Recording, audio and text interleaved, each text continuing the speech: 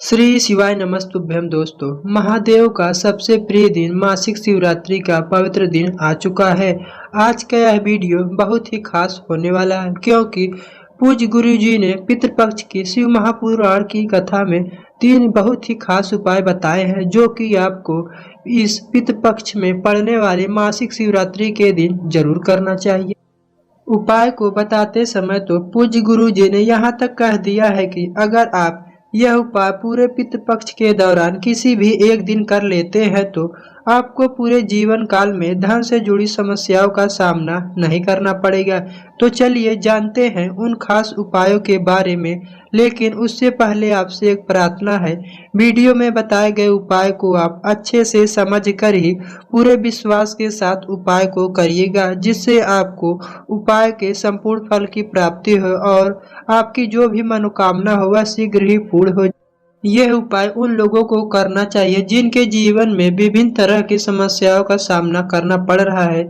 आपका बच्चा पढ़ाई लिखाई में कमजोर हो, वह अपनी सरकारी नौकरी की तैयारी कर रहा है लेकिन उसको नौकरी में सफलता प्राप्त नहीं हो पा रही हो, बार बार इंटरव्यू देने के बाद भी उसे सफलता नहीं मिल पा रही हो, हमेशा ही असफलता का सामना करना पड़ रहा है। आपके बच्चे बहुत ही ज़्यादा मेहनत करते हैं, बहुत ज़्यादा प्रयास करते हैं, इसके बावजूद भी उनको नौकरी नहीं मिल पा रही हो, तो पूज्य गुरु जी ने पितृपक्ष के दिन यह सफ़ेद फूलों वाला उपाय बताया है जो कि आपको जरूर करना चाहिए। यह उपाय करने के बाद गुरु जी कहते हैं कि हम यह यकीन दिलाते हैं कि आपके बच्चों को सरकारी नौकरी मिलेगी और आपके जीवन में सुख समृद्धि तथा वैभव की भी प्राप्ति होगी।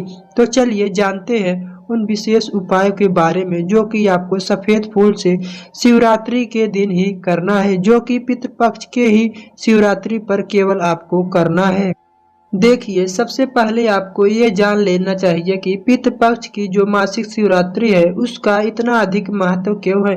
पूज्य गुरु जी ने अपनी शिव महापुराण की कथा में बताया था कि जब तारकासुर लगातार महादेव की पूजा अर्चना करता गया, लगातार उसने कई उपाय भी किए, कई प्रयास बहुत दिनों तक किए, तब मंत्र साधना आदि बहुत वर्षों तक किया, लेकिन उससे महादेव प्रसन्न नहीं हुए।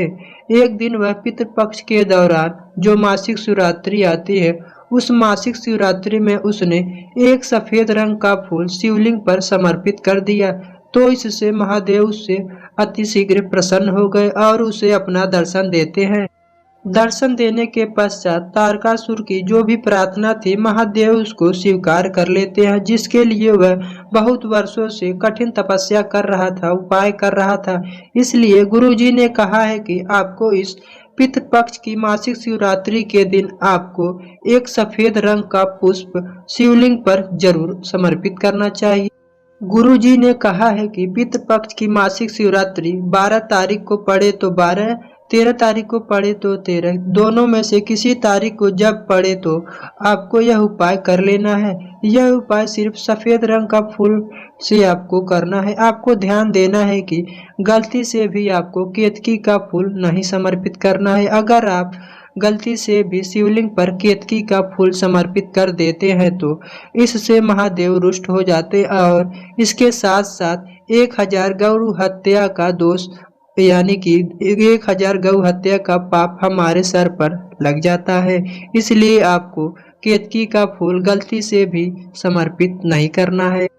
पूज्य गुरु जी ने इस उपाय को करने के लिए कोई भी समय नहीं बताया है, इसलिए आप पितृपक्ष की मासिक शिवरात्रि के दिन इस उपाय को सुबह या शाम किसी भी समय आप कर सकते हैं।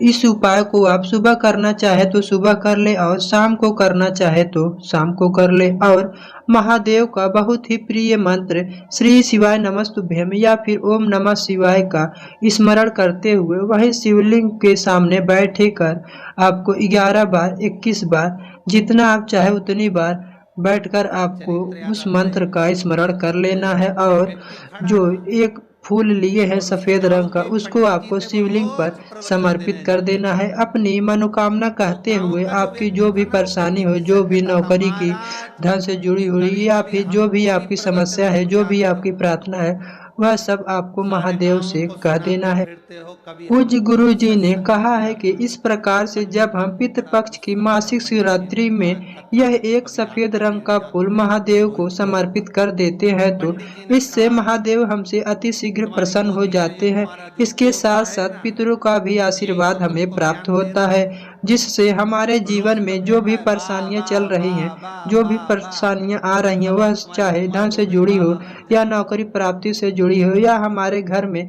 आए दिन और छोटी मुझे छोटी बातों प्रवचन को देने की लेकर कलेश जरूरत होता नहीं है। रहता है, इतने में तो उस इससे व्यक्ति हमें को बढ़ा छुटकारा दिया। मिल जाता है। उसने कहे इसके महाराज मुझे बाद नहीं बात दिखता। करते हैं दूसरे खास उस दिन उपाय कहा के बारे महाराज में, जो आप कि बिल्कुल आपको सही कह रहे हो, पितृपक्ष में सत्य ही ना करना है। मानकर मेरा मन गुरुजी करता ने है कि कहा मैं है कि बाबा इस बन जाऊं। उपाय को उन और लोगों को इसको करना गोदी में लेता चाहिए हूं तो ये कहता है जिनके जीवन बाबा में पितृ से बाबा जुड़ी बाबा। समस्याओं का और सामना मेरी करना पड़ बेटी रहा के हो, बेटे को वो गोदी चाहे में लेता नौकरी हूं से तो जुड़ी हो, शादी मान विवाह से करके जुड़ी हो बैठे हैं। या फिर धन से जुड़ी हो, उन लोगों को ये उपाय मन जरूर तो करना करता है बन चाहिए। जाऊं, पर इस बेटी का उपाय को बेटा कहता करने है के लिए मान आपको सबसे पहले गेहूं से बने आटे का एक रोटी तैयार कर लेना है। उसके बाद इस रोटी में इसलिए मैं आपको थोड़ा विश्वकर्मा सा हूं। चावल ले लेना है तो और फिर आपसे निवेदन थोड़ा है, सा शंकर जी शक्कर के जितने यानी कि भक्त हैं, थोड़ा सा उनको जल चीनी चढ़ाने और वाले, शंकर या का फिर गुणगान आप करने चाहे तो वाले, थोड़ा सा शंकर गुड़ का का टुकड़ा स्मरण ले करने सकते वाले, हैं। शंकर इसके की बाद भक्ति में आपको गाय डूबने का वाले दूध जितने थोड़ा होते सा हैं। ले लेना है। आप चाहे अगर तो कोई कहे एक कि काम कर पितृ सकते दोष हैं, है, आपको एक कोई रोटी ले लेना कहे है कि और तुम्हारे ऊपर थोड़ी कोई सी खीर दोष बना लगा है, लीजिएगा। आप मैं सभी कहना जानते होंगे कि चाहिए महादेव को पितर खीर को बहुत ही अपने प्रिय है, घर में बुलाओ, इसलिए आपको पूरे पितृपक्ष के दौरान उसको किसी भी एक दिन आप थोड़ा सा खीर बना लीजिएगा। ऊपर आप चाहे तो शक्कर का उसके ऊपर इस्तेमाल कर ले, कृपा आप चाहे तो गुड़ का इस्तेमाल कर ले, दोनों में से जो भी आपको उपलब्ध हो उसका आप प्रयोग कर सकते हैं। और उस खीर को एक रोटी में आपको थोड़ा सा रख लेना। उसके बाद आपको घर के बाहर जो गौ माता निकले, इन पूरे पितृपक्ष में किसी भी दिन आपको यह उपाय जरूर करना चाहिए। किसी भी दिन आपको एक रोटी में थोड़ा सा खीर रख कर गौ माता जो आपके घर के बाहर गुजरते हुए दिखाई पड़े तो आपको यह रोटी आपको गौ माता को खिला देना है। और जैसा कि आप सभी जानते हैं, गौ माता में 33 कोटि देवी देवता निवास करते हैं।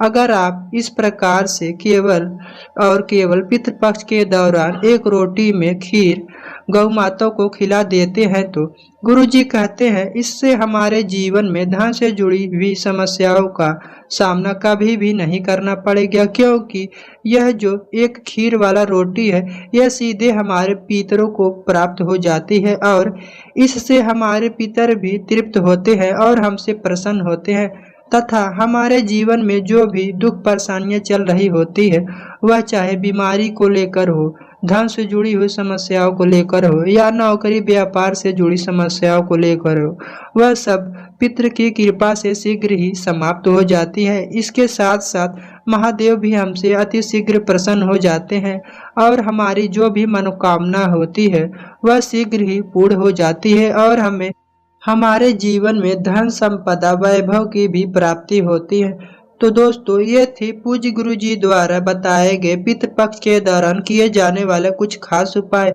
वीडियो में दी गई जानकारी उपयोगी लगी हो तो वीडियो को लाइक करके शेयर अवश्य करिएगा।